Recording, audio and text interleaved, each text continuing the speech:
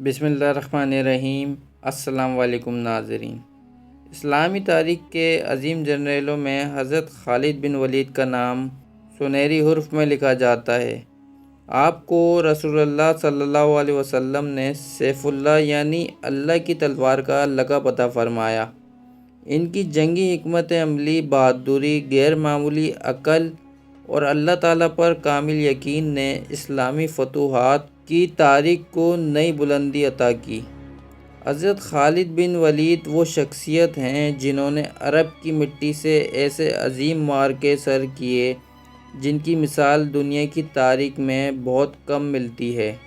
ان کے نقوش نہ صرف عرب بلکہ عراق، شام، فلسطین، ایران اور مصر تک پھیل گئے۔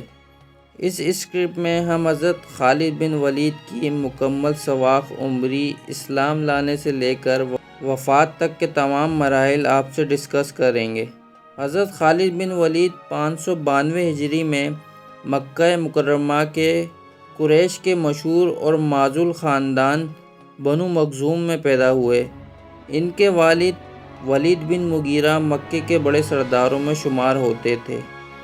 ان کا شمار مکے کے مالدار اور اثر و رسوخ رکھنے والے افراد میں ہوتا تھا۔ خالد بچپن سے ہی جنگی ماحول میں پروان چڑھے۔ گھوڑ سواری، نیزے بازی، تلوار چلانا اور کمانڈ کی صلاحیت ان میں قدرتی طور پر موجود تھی۔ ان کے خاندانوں کو قریش کی جنگی طاقت کہا جاتا تھا۔ بچپن سے ہی ان میں قیادت کی علامت نمایاں تھی۔ انہوں نے نوجوانی میں ہی قریش کی کئی جنگی مہمات میں حصہ لیا۔ ان کے والد ان پر خصوصی توجہ دیتے تھے تاکہ وہ مستقبل میں قبیلے کے نمایاں لیڈر بن سکیں۔ خالد کی تربیت نہایت جنگی مزاج میں ہوئی، جو بعد میں اسلامی فتوحات میں ان کے کردار کا سنگ بنیاد بنی۔ نبی کریم صلی اللہ علیہ وسلم نے جب مکے میں توحید کی دعوت دی تو قریش کے بڑے بڑے سردار ان کے دشمن بن گئے۔ حضرت خالد بھی ان لوگوں میں شامل تھے جو اسلام کے خلاف صف اول میں کھڑے تھے۔ غزوہ احد میں انہوں نے قریش کی طرف سے ایک اہم کردار ادا کیا۔ اس جنگ میں مسلمان ابتدائی طور پر فتح پا رہے تھے۔ خالد نے موقع دیکھ کر اپنی طرف سے مسلمانوں پر حملہ کر دیا۔ ان کے اس حملے نے جنگ کا نقشہ بدل دیا۔ مسلمانوں کی بڑی تعداد شہید ہو گئی اور خود رسول اللہ صلی اللہ علیہ وسلم زخمی ہو گئے۔ حضرت حمزہ کی شہادت بھی اسی جنگ میں ہوئی۔ حضرت خالد بن ولید نے یہ کامیابی اپنی جنگی بصیرت سے حاصل کی تھی، مگر وہ دل سے مطمئن نہ تھے۔ اسلام کے اثرات، قرآن کی تعلیمات اور نبی مصطفیٰ صلی اللہ علیہ وسلم کا کردار ان کے دل کو متاثر کر چکا تھا، مگر وہ اپنی عزت نفس کی وجہ سے کچھ عرصے خاموش رہے اور اندر ہی اندر تبدیلی آتی گئی۔ صلح حدیبیہ کے بعد جب قریش اور مسلمان ایک معاہدے میں پہنچے تو خالد نے غور کیا کہ مسلمان امن میں رہتے ہوئے بھی قوت حاصل کر رہے ہیں۔ ان کے دل میں اسلام کی سچائی کا یقین پختہ ہوتا گیا۔ انہوں نے محسوس کیا کہ اسلام صرف عرب کا نہیں بلکہ پوری انسانیت کا دین ہے۔ انہوں نے اپنے بھائی ولید کے ذریعے نبی محمد کو پیغام بھیجا کہ وہ اسلام قبول کرنا چاہتے ہیں۔ نبی کریم نے فرمایا کہ خالد کو اسلام میں قبول کیا جائے گا، اور جب وہ مدینہ آئے تو مصطفیٰ نے فرمایا ایسا شخص آیا ہے جسے اللہ نے اسلام کے لیے چن لیا ہے۔ حضرت خالد نے اسلام قبول کیا تو مصطفیٰ نے ان کی پچھلی تمام غلطیوں کو معاف کر دیا۔ خالد نے کہا یا رسول اللہ، میں نے اسلام قبول کر لیا ہے، دعا کیجئے کہ میری سابقہ دشمنی کا کفارہ ادا ہو جائے۔ مصطفیٰ نے فرمایا اسلام گزشتہ گناہوں کو مٹا دیتا ہے۔ یہ لمحہ حضرت خالد کے لیے زندگی کا نیا آغاز تھا۔ انہوں نے اعلان کیا کہ اب ان کی تلوار صرف اللہ کے دین کے لیے اٹھے گی۔ حضرت خالد کے اسلام قبول کرنے کے بعد سب سے پہلا بڑا معرکہ غزوہ مؤتہ تھا۔ اس جنگ میں رومیوں کی ایک بڑی فوج کے خلاف مسلمان 3000 کی تعداد میں تھے۔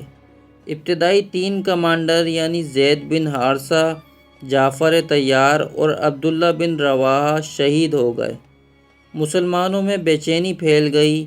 تب خالد بن ولید نے کمان سنبھالی۔ انہوں نے رات کے وقت اپنے لشکر کی سمتیں بدلی اور لشکر کو اس انداز سے ترتیب دیا کہ دشمن کو یہ لگا کہ مسلمانوں کو کمک پہنچ گئی ہے۔ ان کی حکمت عملی نے جنگ کی فضا بدل دی، دشمن گھبرا گیا اور آخر کار مسلمان بحفاظت واپس مدینے پہنچنے میں کامیاب ہو گئے۔ نبی مصطفیٰ نے مدینے میں ان کی فتح کی خبر سن کر فرمایا، خالد بن ولید اللہ کی تلواروں میں سے ایک تلوار ہیں۔ حضرت ابوبکر صدیق کے دور میں ارتداد کی فتنہ انگیزی شروع ہوئی۔ مسیلمہ کذاب نے نبوت کا دعویٰ کیا اور ایک بڑی فوج تیار کی۔ جنگ یمامہ میں مسلمانوں نے بے حد جانی قربانی دی۔ خالد بن ولید نے بہادری اور حکمت عملی سے دشمن کی کمر توڑ دی۔ مسیلمہ کو قتل کیا گیا اور جھوٹے نبیوں کا فتنے کا خاتمہ ہوا۔ اس جنگ میں بہت سے حافظ قرآن شہید ہو گئے، جس کے بعد حضرت عمر کی تجویز پر قرآن کو جمع کیا گیا۔ عراق اور فارس کی فتوحات۔ حضرت خالد نے عراق کی طرف فوجی مہمات کا آغاز کیا۔ انبار، ہیرا، عین التمر جیسے علاقے مسلمانوں کے قبضے میں آئے۔ انہوں نے نہایت تیز رفتار جنگی حکمت عملی اپنائی، دشمن کو سنبھلنے کا موقع نہ دیا۔ فارس کی حکومت کا زوال شروع ہوا۔ شام میں رومیوں سے فیصلہ کن جنگیں ہوئیں۔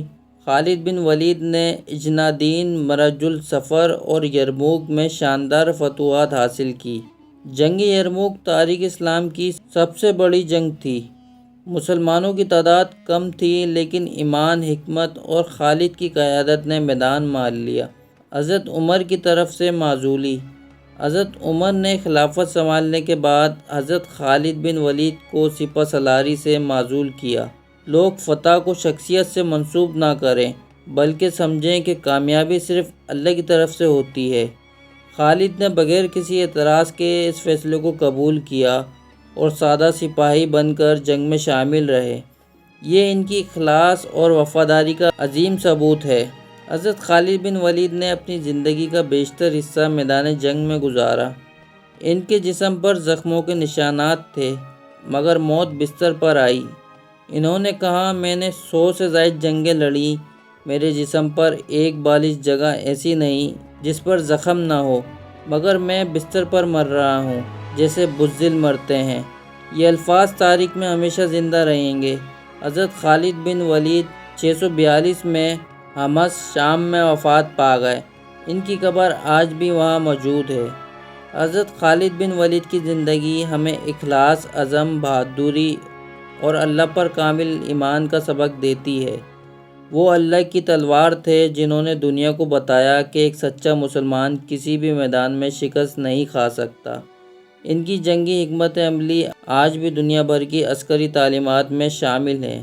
ان کا نام رہتی دنیا تک سنہری الفاظ میں لکھا جاتا رہے گا۔ معزز ناظرین، یہ تھی حضرت خالد بن ولید کی مکمل ڈاکومنٹری۔ اگر آپ کو ہماری ویڈیو پسند آتی ہے تو ہماری ویڈیو کو لائک، شیئر اور ہمارے چینل کو سبسکرائب ضرور کر دیے گا۔